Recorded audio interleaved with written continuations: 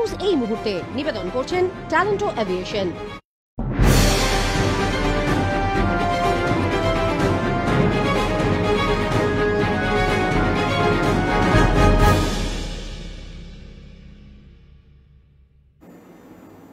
নমস্কার, আরোহী নিউজ লাইভে আপনাদের সকলকে স্বাগত জানাই। আপনাদের সঙ্গে আমি রয়েছি মাসুমা। শুরু করছি নিউজ এই মুহূর্তে।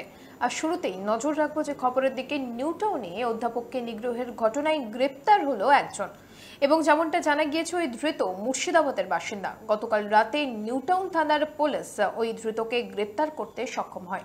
যেমনটা জানা গিয়েছে, তল্লাশি অভিযান চালায় পুলিশ এবং তারপরেই খোঁজ পায় ওই ধৃতের, এবং তারপরেই নিউটাউন থানার পুলিশ ধৃতকে গ্রেপ্তার করে। পুলিশ সূত্রে খবর, বিল্ডিং এর পার্কিং এ থুতু ফেলা নিয়ে দুপক্ষের মধ্যে বচসা শুরু হয়। তার থেকেই শুরু হয় মারামারি। এই ঘটনায় দুপক্ষেরই আহত হয়। ধৃতের দাদার সঙ্গে পূর্বে কোনো ঝামেলা ছিল অধ্যাপকের। অভিযুক্তের দাবি, সেদিনের মারামারিতে তাদের একজনের হাত ভেঙে হাসপাতালে ভর্তি। পুলিশ সূত্রে খবর, পূর্বের রাগ এবং সেদিনের থুতু ফেলাকে কেন্দ্র করে গোটা ঘটনা। এর পিছনে অন্য কোনো কারণ আছে কিনা তা খতিয়ে দেখছে নিউটাউন থানার পুলিশ। আমরাই আসামি হচ্ছি।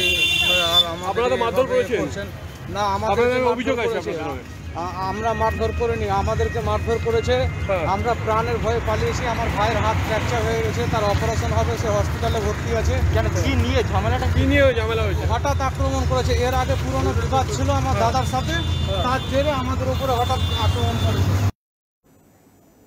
3 দিনের বাঁকুড়া জেলা সফরে মুখ্যমন্ত্রী মমতা বন্দ্যোপাধ্যায় আগামী 23শে নভেম্বর বাঁকুড়া যাবেন। তিনি সেখানে 3 দিন থাকবেন এবং বিভিন্ন প্রশাসনিক এবং রাজনৈতিক সভা করবেন। সেখানে পাখির চোখ 21-এর বিধানসভা নির্বাচন। বাঁকুড়ায় এসে প্রশাসনিক ও রাজনৈতিক স্তরের হাল আরও মজবুত করতে তৎপর তৃণমূল সুপ্রিমো। জনতার মন জয় করতে জেলায় ম্যারাথন কর্মসূচিকেই হাতিয়ার করলেন মুখ্যমন্ত্রী। একেবারে টানা 3 দিনের জন্য বাঁকুড়া সফরে আসছেন তিনি। প্রশাসনিক বৈঠক সভার পাশাপাশি রাজনৈতিক সভাও রয়েছে তার। জেলার প্রশাসনিক কর্তাদের পাশাপাশি দলের নেতাদের থেকেও কাজের খতিয়ান নেবেন দলনেত্রী তথা মুখ্যমন্ত্রী। প্রশাসনিক বৈঠকের শেষে মুকুটমণিপুরে থাকবেন মুখ্যমন্ত্রী। আর সেই কারণে শেষ মুহূর্তের প্রস্তুতি পর্ব খতিয়ে দেখলেন খাতড়া মহকুমা শাসক। বিভিন্ন রং বেরঙের আলপনা এঁকে সমস্ত রাস্তা সাজিয়ে তোলা হচ্ছে। যে পথে প্রবেশ করবেন মুখ্যমন্ত্রী, সেই পথেই আলপনার মাধ্যমে আদিবাসীদের কাঁচা বাড়ি ও ঘাসফুলের চিত্রে ফুটিয়ে তুলছেন শিল্পীরা।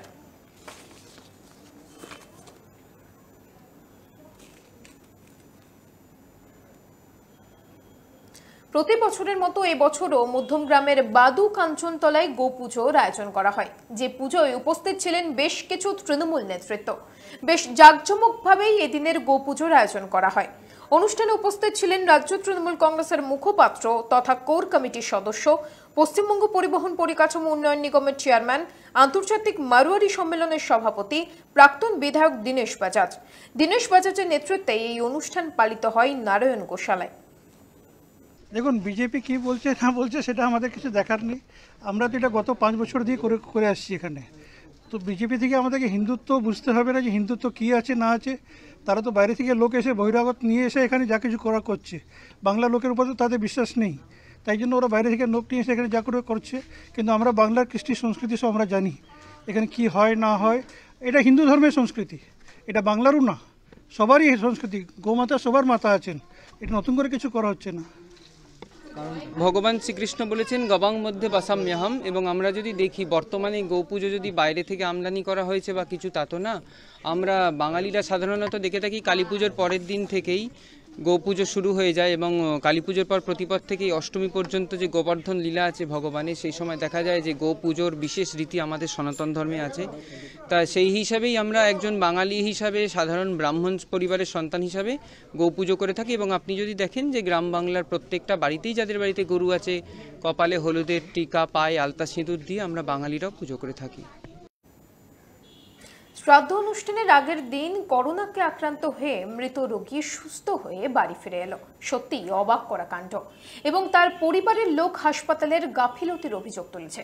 শ্রাদ্ধ অনুষ্ঠান হবে বলে পরিবারের লোক নিয়ম রীতি মেনে সমস্ত কাজ শুরু করে দিয়েছিল। গত 11ই নভেম্বর করোনাতে আক্রান্ত হয়ে ভর্তি হয় জিএনআরসি হাসপাতালে বছর 75 শিবনাথ ব্যানার্জি। বিরাটি বিদ্যাসাগর সরণি এলাকার বাসিন্দা হাসপাতাল থেকে 13 তারিখ বাড়ির লোকের কাছে খবর আসে তার মৃত্যু হয়েছে করোনাতে। এলাকায় দেহ নিয়ে আসলে পরবর্তী সময়ে শ্মশানে সৎকার্য করে ফেলা হয়। এরপরে সমস্ত রকম শ্রাদ্ধ শান্তি অনুষ্ঠান করবে বলে তারা প্রস্তুতি নিয়েছিল। শ্রাদ্ধ অনুষ্ঠানের আগেই পরিবারের সদস্যদের কাছে খবর আসে আপনার রোগী সুস্থ আছে, আপনারা এসে নিয়ে যান। সেই অনুযায়ী গতকাল অ্যাম্বুলেন্সে করে বাড়িতে নিয়ে আসে সুস্থ শিবনাথ ব্যানার্জিকে। কিন্তু প্রশ্ন উঠছে হাসপাতালের বিরুদ্ধে, কার মৃতদেহ পরিবারের সদস্যদের হাতে তুলে দেওয়া হলেও আগামীকাল শিবনাথ ব্যানার্জির শ্রাদ্ধ অনুষ্ঠান হওয়ার কথা ছিল। আত্মীয় স্বজন প্রত্যেককে নিমন্ত্রণ করা হয়ে গিয়েছিল, বাড়ির ছাদে প্যান্ডেলও করা হয়ে গিয়েছিল। গত 20 তারিখ ভদ্রলোককে হাসপাতাল রিলিজ করে দেয়। 19 তারিখে ভদ্রলোক হাসপাতালের ডাক্তারদের বলেন যে আমি তো ভালো হয়ে গেছি, আমায় ছাড়বেন না। ডাক্তার জিজ্ঞেস করে আপনার নাম কি? বলে আমার নাম শিবদাস ব্যানার্জি, আমি ভর্তি, এখন তো আমি সুস্থ। ডাক্তারের তখন মাথায় হাত, সে বলে শিবদাস ব্যানার্জি তো মারা গেছে, তাহলে আপনি কে? তার বর্ণি তো পোড়ানো হয়ে গেছে। ভদ্রলোক তারপরে নিজেই বাড়ির সঙ্গে যোগাযোগ করেন এবং শেষ পর্যন্ত গত 20 তারিখে ভদ্রলোক বাড়িতে চলে আসেন। বাড়িতে এসে দেখেন তার শ্রাদ্ধের জন্য প্যান্ডেলের বাঁশ পোতা হয়েছে। অবিলম্বে বীরভূম জেলায় ট্রেন চালু করার দাবি। এদিন ট্রেন চালু করার দাবি নিয়ে বিক্ষোভে ফেটে পড়ে কংগ্রেস এবং সেখানে উপস্থিত ছিল কংগ্রেসের বেশ কিছু নেতৃত্ব। যেমনটা জানা গিয়েছে, তার পাশাপাশি সেখানকার স্টেশন মাস্টারকে অর্থাৎ রামপুরহাট স্টেশনের স্টেশন মাস্টারকে ডেপুটেশন দেওয়া হয়। অবিলম্বে বীরভূম জেলায় ট্রেন চালু করার দাবি। কংগ্রেসের সভাপতি মিল্টন রশিদের নেতৃত্বে রাজ্যের মুখ্যমন্ত্রীর এবং ডিআরএম এর উদ্দেশ্যে রামপুরহাট স্টেশনে বিক্ষোভ কংগ্রেসের। স্টেশন মাস্টারকে ডেপুটেশনও দেওয়া হয়। সঙ্গে উপস্থিত ছিলেন রামপুরহাট শহর সভাপতি শাহজাদা হোসেন কিনু ও আরও অনেকে। এদিন রামপুরহাট পাঁচমাথা থেকে মিছিল করে এসে রামপুরহাট স্টেশনে বিক্ষোভ দেখায় তারা। এরপর রামপুরহাট স্টেশন ম্যানেজারকে ট্রেন পরিষেবা চালু করার উদ্দেশ্যে একটি স্মারকলিপি জমা দিলেন তারা। আজকে একই সঙ্গে আমরা ডেপুটেশন দিচ্ছি মাননীয় মুখ্যমন্ত্রীকে এবং ডিআরএমকে যে অবিলম্বে ট্রেন চালাতে হবে। বেকারদের স্বার্থে, ক্ষুদ্র ব্যবসায়ীদের স্বার্থে, চাকরিজীবীদের স্বার্থে, শিক্ষার্থীদের স্বার্থে, কৃষকের স্বার্থে, শ্রমিকের স্বার্থে অবিলম্বে ট্রেন চালাতে হবে। কলকাতায় যদি ট্রেন চলতে পারে, আমাদের জেলা থেকে কেন ট্রেন চলবে না? আমরা কি অপরাধ করেছি মাননীয় মুখ্যমন্ত্রী? বিভিন্ন জেলার মানুষ করোনা বিধি মেনেই উৎসবে মাতল চন্দননগর। চন্দননগরের শ্রেষ্ঠ উৎসব জগদ্ধাত্রী পুজো। আর এই জগদ্ধাত্রী পুজোতেও করোনা বিধিনিষেধ সমস্ত কিছু মেনেই তারা এবছর পুজো করছে। চারিদিকে মাস্ক এবং স্যানিটাইজারের ছড়াছড়ি। একে করোনা কাল, তার মধ্যেই বাঙালির প্রিয় উৎসব, কোনোটাই তো বাকি রাখা যায় না। তাই কোর্টের নির্দেশ আর সরকারের নিয়ম মেনেই দুর্গা কালী পুজোর মতো চন্দননগরের শ্রেষ্ঠ উৎসব জগদ্ধাত্রী পুজোতেও মাস্ক আর স্যানিটাইজারের ছড়াছড়ি। সকাল থেকেই মণ্ডপমুখী মানুষের মুখে মাস্ক। সপ্তমীর সকালে পুজো শুরু হতেই পুরোহিত থেকে পুজোর কর্মকর্তা সকলেই মানছেন সেই নিয়ম অনুযায়ী এখানে মূল পুজো নবমীর দিন হলেও বেশ কিছু বারোয়ারি 4 দিনই পুজো অনুষ্ঠানের আয়োজন করে থাকেন। সেই পুজোতেও দর্শনার্থীদের প্রবেশ নিষিদ্ধ করা হচ্ছে মূল মণ্ডপে। যারা পুজোর সঙ্গে যুক্ত শুধুমাত্র তারাই মণ্ডপে যাওয়ার প্রবেশাধিকার পাচ্ছেন। উদ্যোক্তাদের মতে এই নিয়ম পুজোর সব দিনই বলবৎ থাকবে। এই কোভিড সিচুয়েশনে আমাদের পুজোর আমরা কোনো কমতি ছাড়িনি, কিন্তু তার সাথে সাথে মানুষের সুরক্ষা এবং মানুষের স্বাস্থ্যের দিকে খেয়াল রেখে আমরা যতটা পেরেছি নিজের এখানে সুরক্ষার ব্যবস্থা করেছি। যেমন আমরা এন্ট্রি পথে আমরা 3টে স্যানিটাইজার গেট লাগিয়েছি, একটা আমরা ব্যাক সাইডে আমরা স্যানিটাইজার গেট লাগিয়েছি। এছাড়া আমাদের এখান থেকে মাস্ক বিলি হচ্ছে, কেউ যদি মাস্ক না পরে আসে তাকে মাস্ক দিচ্ছি। সারা বিশ্ব জুড়ে যে প্যান্ডেমিক সিচুয়েশন, তার মধ্যেই আমরা এবছর মাতৃ আরাধনায় ব্রতী হয়েছি। সরকারি যে সমস্ত বিধিনিষেধ আছে তাকে মান্যতা দিয়ে এবছর আমরা প্যান্ডেল উপস্থাপনা করতে পারিনি।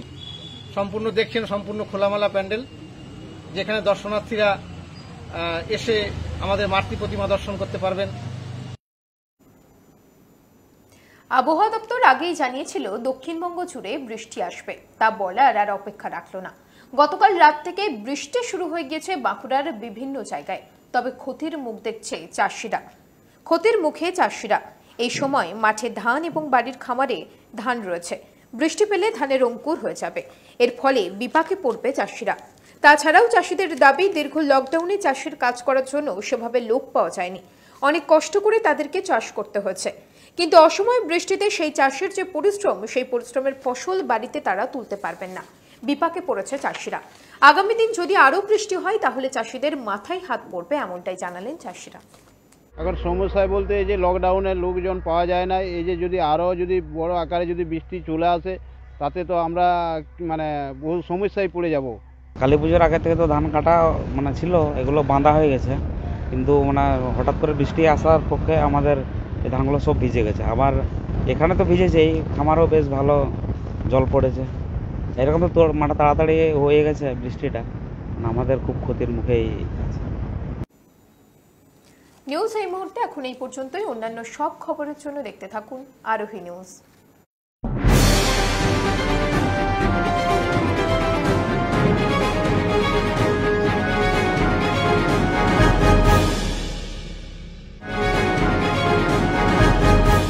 নিউজ এই মুহূর্তে নিবেদন করলেন ট্যালেন্টো এভিয়েশন।